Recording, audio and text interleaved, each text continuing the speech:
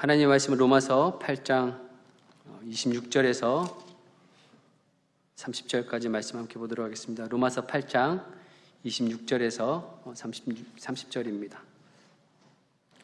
우리 다 같이 봉독하도록 하겠습니다. 시작. 이와 같이 성령도 우리의 연약함을 도우시나니 우리는 마땅히 기도할 바를 알지 못하나 오직 성령이 말할 수 없는 탄식으로 우리를 위하여 친히 간구하시느니라. 마음을 살피시는 이가 성령의 생각을 아시나니 이는 성령이 하나님의 뜻대로 성도를 위하여 간구하심이니라. 우리가 알거니와 하나님을 사랑하는 자 곧 그의 뜻대로 부르심을 입은 자들에게는 모든 것이 합력하여 선을 이루느니라. 하나님이 미리 아신 자들을 또한 그 아들의 형상을 본받게 하기 위하여 미리 정하셨으니 이는 그로 많은 형제 중에서 맏아들이 되게 하려 하심이니라. 또 미리 정하신 그들을 또한 부르시고 부르신 그들을 또한 의롭다 하시고 의롭다 하신 그들을 또한 영화롭게 하셨느니라. 아멘. 나는 결코 실망하지 않는다. 이런 제목으로 함께 은혜를 나누도록 하겠습니다. 우리가 살면서 참 실망과 실패와 또 좌절할 때가 많이 있죠. 그런 것들이 사실은 사람들을 통해서도 올 수 있고 환경들을 통해서도 올 수 있고 그것이 자기의 잘못으로 올 수도 있고 그렇지 않고 본의 아니게 겪게 되는 어려움들이 있을 수 있습니다. 이런 어려움들, 고난들 사실 피하고 싶지만 예수님도 그 고난의 길을 가셨고 우리 믿음의 선진들도 다 가셨어요. 그렇게 그 고난의 길을 걸어가셨던 거죠. 우리 지난 주일에도 시편 23편을 가지고 우리 목사님께서 말씀을 전해주셨잖아요. 여호와는 나의 목자시니 내게 부족함이 없다. 하지만 결국 4절에 보면 사망의 음침한 골짜기를 다닌다라는 표현이 있습니다. 아무리 예수님이 목자가 되시지만 우리의 삶에 사망의 음침한 골짜기를 다닐 때가 있다는 거죠. 하지만 중요한 것은 사망의 음침한 골짜기를 다닐지라도 우리가 두려워하지 않는 것은 뭐예요? 주의 지팡이와 막대기가 나를 안위하시기 때문에 우리를 보호하시기 때문에 우리가 실망하지 않고 좌절하지 않는다는 거죠. 그래서 우리가 이 세상에 사는 이 모든 어려움들 이것을 고린도후서에서는 이렇게 표현합니다. 우리의 환난. 근데 이 환난으로 그치지 않는다는 거예요. 이것은 장차 나타날 그 영광과 비교할 수 없다. 그래서 고린도후서 4장 17절 18절에 우리가 잠시 받는 환난에 경한 것이 지극히 크고 영원한 영광에 중한 것을 우리에게 이루게 함이니 우리가 주목하는 것은 보이는 것이 아니요 보이지 않는 것이니 보이는 것은 잠깐이요 보이지 않는 것은 영원함이라. 우리가 잠시 받는 환난에 경한 것이 그러니까 우리가 받는 환난의 그 작은 것과 우리가 받을 큰 영광 이것을 단순히 비교해서 장차 우리가 받을 그 영광이 크기 때문에 이 환난을 그냥 참고 견디자 사실 이런 의미라기보다 이것을 구체적으로 이것을 원어적으로 이렇게 해석을 하면 뭐냐면 우리의 환난에 겪는 그 경한 그 환난 때문에 우리가 장차 받을 그 영광이 더 크다라는 의미예요. 그러니까 이 환난이 우리가 통과해야 되는 과정이라는 거죠.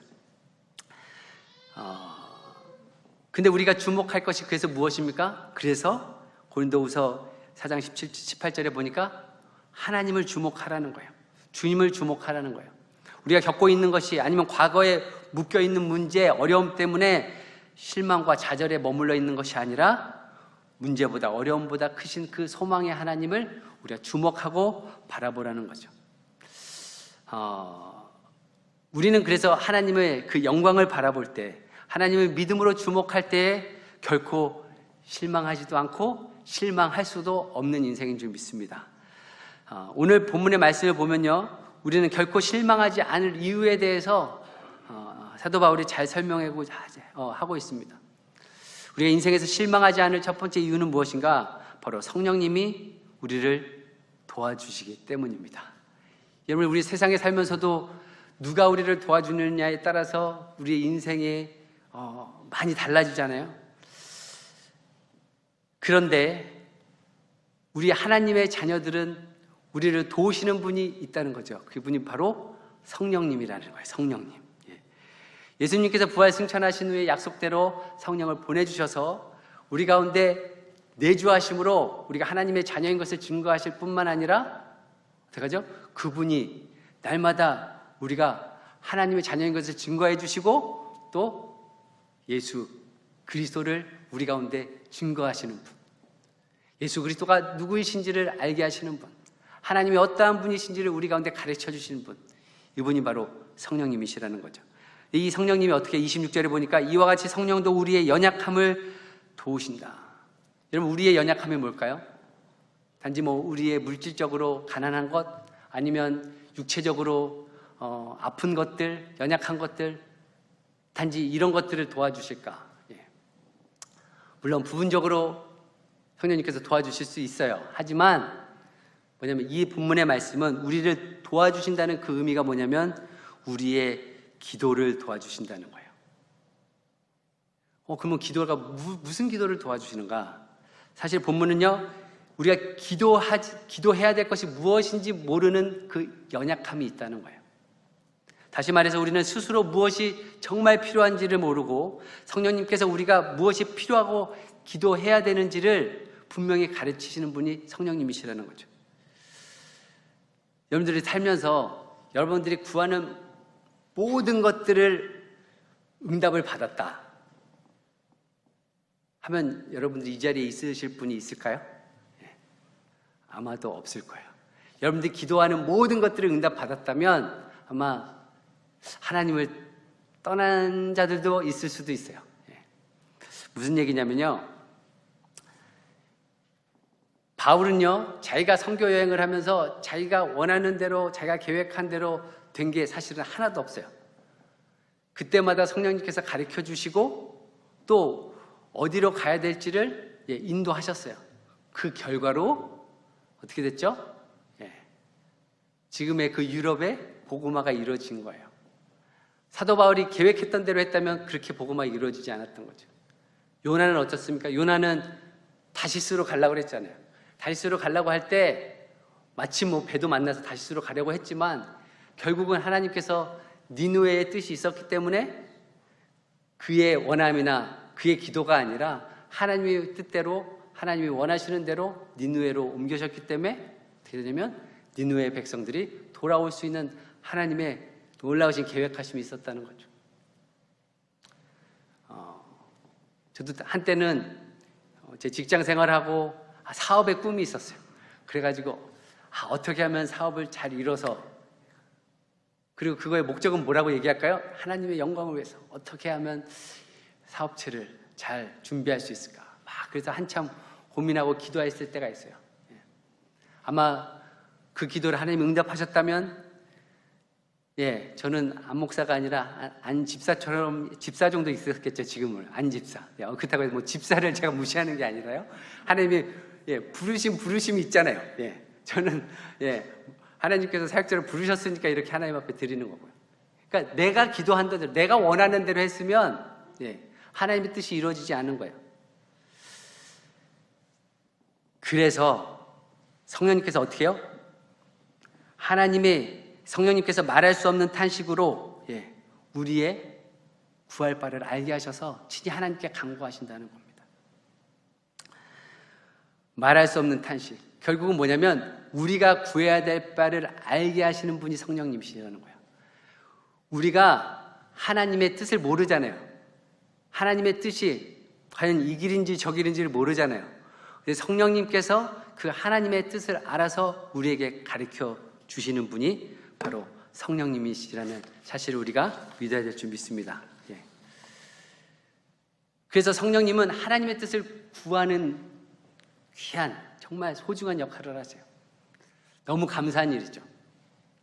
그래서 성령이 하나님의 뜻대로 성도들을 위해서 구한다 하는 그 예가 여러분 제자반 하시는 분들은 알 거예요. 하나님의 경험하는 삶에서 아주 적절한 비유가 있더라고요. 뭐냐면 어떤 아이가 있었어요. 어떤 아이가 이름이 리처드라는 아이였어요. 여기에 있는 리처드 집사님이 아니라 리처드라는 아이가, 꼬마 아이가 있었는데 이 꼬마아이가 원하는 것이 뭐였냐면 뭐였죠?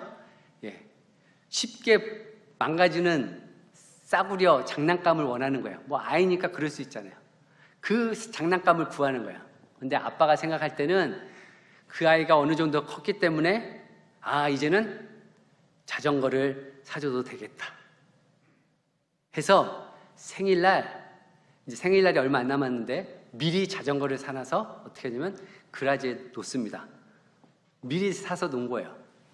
그 다음부터 이제 그 아이를 설득을 하는 거죠. 어떻게 해요? 너 생일 선물로 뭐 원해? 그랬더니 뭐 여전히 뭐예요? 내 장난감 원한다고. 그 싸구려 장난감 원한다는 거죠. 그러니까 그때부터 아빠가 어떻게 하냐면 자전거를 이제 홍보하는 거예요. 자전거를. 왜 자전거가 너한테 필요한지. 이제 너가 이제 자전거를 탈 때가 됐다. 그리고 자전거를 타면 더 재미가 있고 또 뭐야? 뭐 다리에 뭐 힘도 더 생기고 하니까 자전거를 권유를 하는 거야.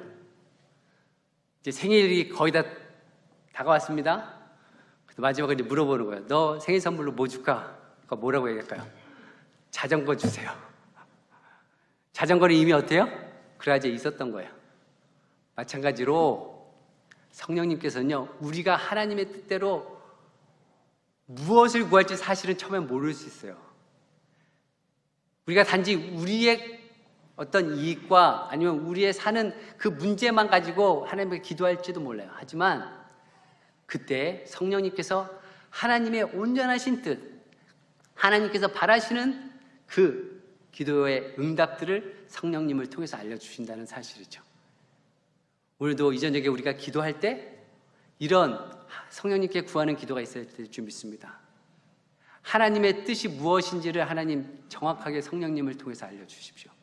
그 가운데서 내가 그 하나님 말씀하시면 그 뜻대로 내가 행하는 자, 또 그 뜻대로 순종하는 자가 되기를 원합니다 하는 그런 마음으로 주 앞에 나가신 저와 여러분들에게 축복합니다. 그런데 이렇게 성령님께 기도하며 기대하는 것이 있고 또 그렇게 하나님의 뜻을 알게 된 다음에는 우리가 어떻게 실망하지 않고 살 수 있느냐, 그 이유는 바로 성령님께서 우리를 도우실 뿐만 아니라 하나님께서 합력하여서 선을 이루신다는 사실이에요. 8장 28절 너무나 잘 알고 유명한 말씀입니다. 우리가 알거니와 하나님을 사랑하는 자 곧 그 뜻대로 부르심을 입은 자들에게는 모든 것이 합력하여 어떻게 해요? 선을 이룬다. 선을 이룬다. 근데 여기서 중요한 게 뭐냐면 누가 선을 이루냐 하는 거예요. 내가 그 선을 이루는 것이 아니라 선을 이루시는 분은 바로 하나님이시라는 거예요. 바로 하나님이 그 선의 주인이 되신다는 거죠. 그 선을 통해서 하나님께서는 영광을 받으신다는 사실입니다. 그렇다면 그 하나님의 선은 과연 무엇일까요? 하나님의 선은 바로 하나님의 목적, 하나님의 계획, 또한 하나님의 비전이 하나님의 선이라는 거예요. 그래서 하나님의 목적대로, 하나님의 계획대로, 하나님의 비전대로 모든 것들이 합력하여서 선을 이룬다는 거예요. 여러분, 사도 바울은 합력하여서 선을 이루는 것을 아는 자였죠. 그러니까 이렇게 로마서에도 이렇게 본인이 이렇게 쓰고 있지 않습니까? 그러면 다메섹 도상에서 예수님을 만났던 이 사도 바울은 여러 가지 우여곡절의 상황들이 있었어요. 복음을 전하다가 방해도 받고 매도 맞고 또 죽을 지경에 이르고 또 자기가 원하지 않는 곳에 가기도 하고 이런 모든 상황들이 있었지만 그가 분명한 사실을 알았죠. 뭐요? 하나님의 뜻, 선하신 뜻을 알았어요. 그건 뭘까요? 복음이 전해져야 된다는 그 사실 하나. 그래서 그 한 가지 예가 뭐냐면 사도 바울이 로마의 감옥에 갇혀서 자기가 마게도냐 환상을 보고 처음으로 설립했던 그 빌립보 교회에 편지를 합니다. 그래서 편지를 하기를 이렇게 얘기합니다. 형제들아, 내가 당한 일이 도리어 복음 전파의 진전이 된 줄을 너희가 알기를 원하노라. 저희가 지금 갇혀있는 이 당한 일이 도리어 복음의 전파에 이익이 된다는 거예요. 그러면서 하는 말씀이 뭐냐면 복음이 그러면 빌립보 교회를 어떻게 전해졌는지 보면 어떤 이들은 투기와 분쟁으로, 어떤 이들은 착한 뜻으로 복음을 전했다고 얘기해요. 어떤 이들은 투기와 분쟁으로, 어떤 이들은 착한 뜻으로. 어떻게 복음을 전하는데 투기하고 이렇게 싸우면서 다툼하면서 어떻게 복음이 전해질까? 이해가 안 되잖아요. 예. 근데 이때 상황이 뭐냐면 빌립보 교회 안에 사도 바울이 감옥에 갇혀 있을 때 사도 바울을 따랐던 부류가 있었고 그렇지 못한 자들이 있었어요. 그래서 그렇지 못한 자들은 바울에 대해서 사도권도 의심하고 그리고 사도 바울을 인정하지 않았던 거죠. 근데 마침 어떻게 되냐면 사도 바울이 감옥에 갇힌 거예요. 그때에 이 사도 바울을 반대했던 자들이 어떻게 하면 오히려 그 복음을 사도 바울이 전했던 것만큼 더 열심히 막 전하는 거예요. 참 아이러니한 거죠. 그러니까 예를 들어서 이런 거예요. 이민교회가 이렇게 분쟁들이 많잖아요. 갈라지는 경우가 많이 있어요. 싸우지 않은 교회를 찾기가 더 어려울 정도예요. 근데 그 분쟁을 일으키는 사람들이 어떤 사람들이죠? 열심히 있는 사람들이거든요. 열심히 있지 않은 사람들은 그냥 가만히 있어요. 그냥 가만히 있어.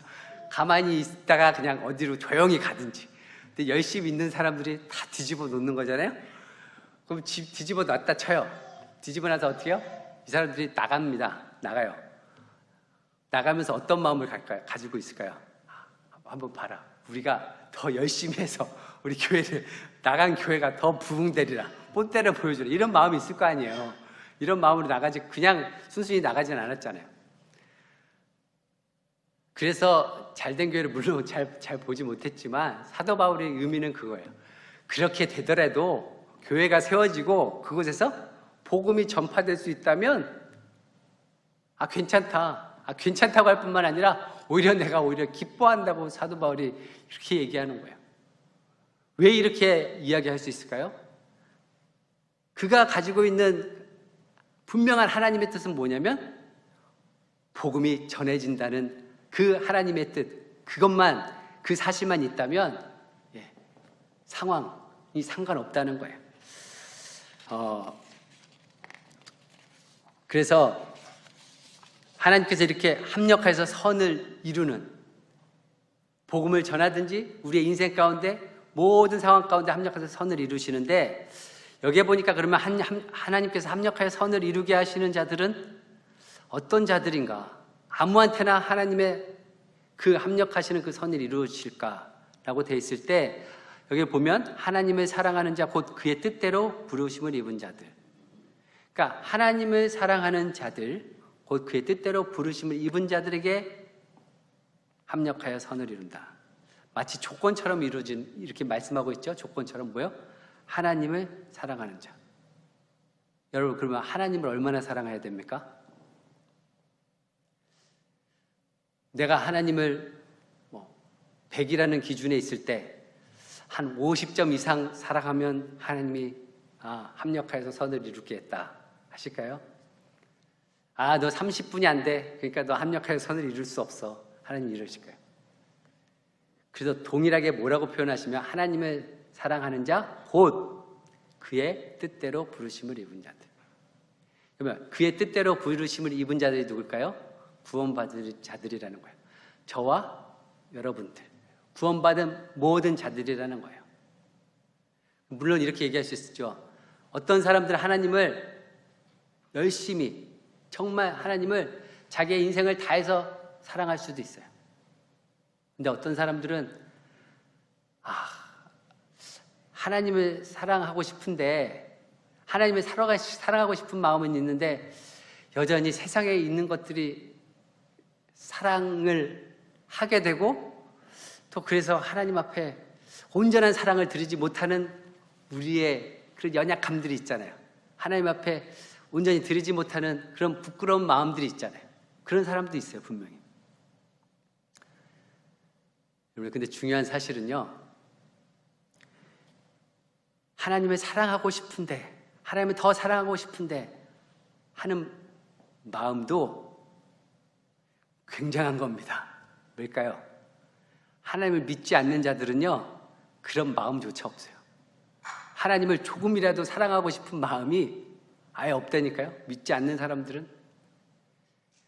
하나님을 믿고 성령이 안에 계신 자들은 우리가 때로는 실패하고 넘어지고 연약할지라도, 하나님을 온전히 사랑하지 못할지라도 하나님을 사랑하고 싶은 마음이 있다는 사실이에요.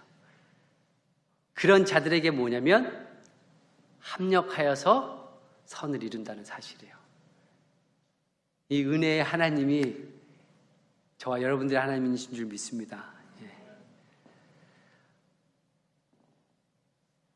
그래서 하나님은요, 그 자녀된 자들을 그냥 내버려 두지 않습니다. 때로는 우리가 넘어지고 실패할 때도 있지만 끝까지 일어나길 원하시는 하나님이시라는 거예요. 저는 아기들을 키워보진 않았지만 아기들이 이렇게 기어다니다가 걸으면 막 난리가 난다고 그래요. 근데 걸으려고 할 때 아이들이 얼마나 힘들어해요. 그죠? 일어났다가 넘어지고 일어났다가 넘어지고. 그런데도 부모님이 잡지 않죠. 그럼 어느 순간에 일어나서 어디 뭐 벽이라도 짚고선 막 다리에 힘을 줘서 간신히 일어나려고 그러잖아요. 그럴 때 오히려 옆에서 조용히 보고 있다가 부모님들이, 그죠? 딱 혼자서 일어나면 막 난리가 막 경사가 난다고 그러더라고요. 경사가. 하나님은 우리가 때로는 실패하고 하나님 앞에 정말 서 있기가 부끄러울 정도로 우리의 삶에 무너진 부분들이 있을지 모르지만 그때마다 사실 우리 안에 성령님이 계시잖아요. 하나님이 계시잖아요. 예수님이 계시잖아요. 그러니까 우리 삶을 얼마나 잘 알겠어요. 하지만 기다리시는 거죠. 언제까지요? 우리가 일어날 때까지. 그 모든 그 상황 가운데서 믿음으로 일어날 때까지 기다리고 참고 그 가운데서 하나님이 마침내 우리를 구원하시는 그 손을 붙잡을 때까지 하나님이 기다리신다는 사실을 우리가 잊지 않았으면 좋겠습니다. 마지막으로 우리가 실망하지 않을 이유는요, 우리를 구원하셔서 영화롭게 하시는 소망이 있기 때문에 그렇습니다. 사실 육체의 부모는요, 형편이 좋지 않고 상황이 되지 않으면, 힘들면 자녀도 포기합니다. 그리고 입양을 보내기도 합니다. 하지만 하나님 아버지는 절대 그의 자녀들을 포기하지 않으신다는 거예요. 절대로요.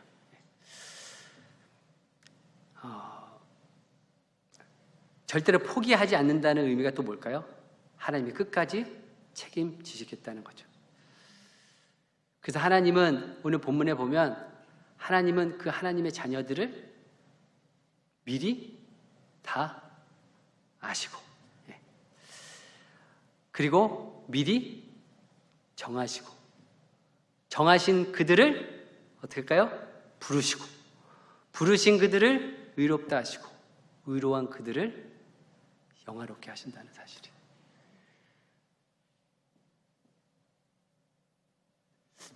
우리가 믿음 생활을 하면서 우리의 믿음을 이거 지키며 살아갈 수 있을까? 저도 목사지만요, 이게 목사님들이 그러니까 더 주의 깊게 보잖아요. 목사님들이, 목사다운 목사님들이 찾기가, 존경할 만한 목사님들이 죄송하지만 그렇게 없는 것 같아요.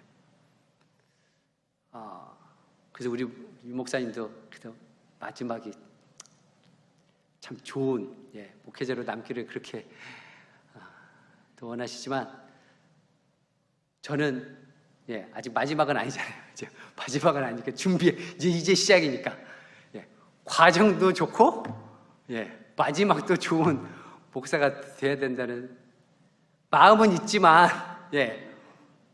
다른 분들은 안 그러겠어요? 그런 마음으로 다 했겠죠. 그런데 불안한 거예요. 어떻게 해야 되나, 어떻게 해야 되나. 근데 하나님 뭐라고 말씀하시죠? 우리를 미리 아시고, 미리 정하시고, 부르시고, 위롭게 하시고, 영화롭게 하셨다. 근데 이 시제를 보면요, 이게 과거, 현재, 미래처럼 보이잖아요. 이제 이거 미리 정하시고 아시고 이게 과거, 그리고 의롭게 하시고 또 나중에 영화롭게 하신 건 참 미래의 시제인데, 이 본문의 시제를 보면요, 과거형으로 돼 있어요. 과거형으로. 우리를 영화롭게 하실 것이 아니라요, 영화롭게 하셨다는 거예요. 제가 이 영화롭게 하셨다 이 말씀에 너무 감격스러운 거예요.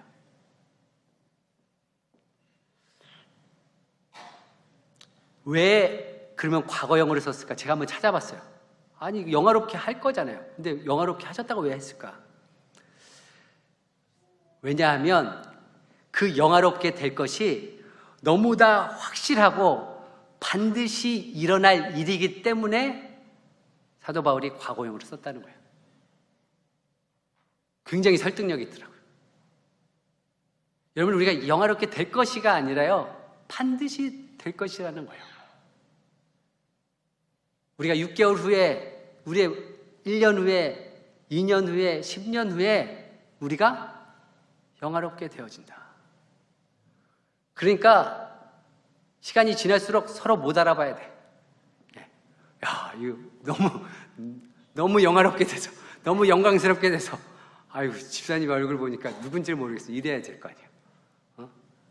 아니면 시간이 지나서 서로 너무나 영광스러워서 성당의 미사에서 이렇게 뒤집어 쓰는 것 같이 다 뒤집어 쓰고 있어야 되지 않을까. 예. 그런 바람이 있어요. 그런 바람. 그만큼 하나님은 우리를 영화롭게 하시는 분이시라는 거예요. 예. 그 은혜가 우리의 삶을 다시 일으키시는 힘이 되는 줄 믿습니다. 더 영광스럽게 변화될 그 날을 우리가 기대하면서, 그죠? 미래의 나는요, 지금의 나와 과거의 나가 아니라는 사실이에요. 더욱더 영광스럽게 변해질 것이고, 그것이 우리의 소망이 되어서 정말 하나님 앞에 영광스러운 존재로 나아가는 저와 여러분들의 삶이 되길 축복합니다.